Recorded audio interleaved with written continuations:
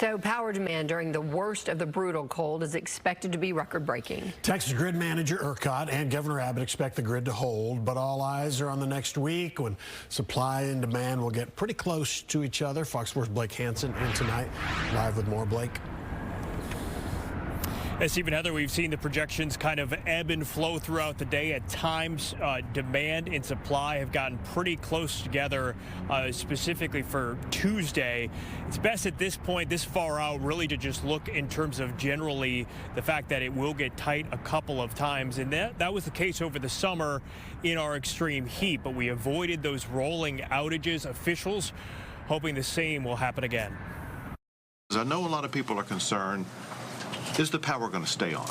In the wake of the deadly 2021 storm that crippled the grid, state officials Friday sought to assure Texans ahead of the coming Arctic blast. We feel very good about the status of the Texas power grid and ERCOT to be able to effectively and successfully ensure that the power is going to stay on throughout the entirety of this winter storm episode. But the projections from ERCOT, the state's power grid manager, started Friday showing tighter conditions early next week, notably Tuesday morning and again Tuesday night.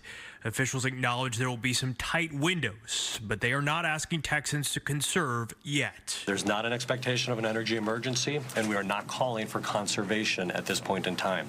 Now, things can change, and if it does change, we'll continue to communicate openly over the course of this weekend. Whether it's a grid issue or local power lines going down, Texans like Duncan Riley are getting the generator ready. We've lost power. 3 years ago, we lost power for about 3 or 4 days.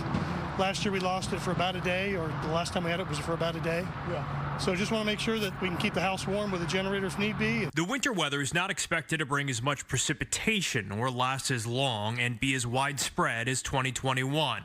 There are also new winterization requirements for generators in the wake of 2021, but critics still fear the cold could impact gas supply lines that fuel generators. We don't anticipate a problem. Everybody's staged and ready to go, and we should have plenty of fuel in the state.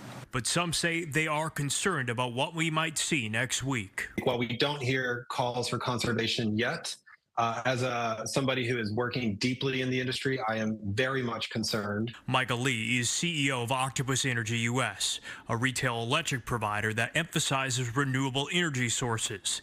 He says when solar is providing abundant energy in the day, Texans can crank up the heat, then cut it back when the grid is tight at night and in the morning.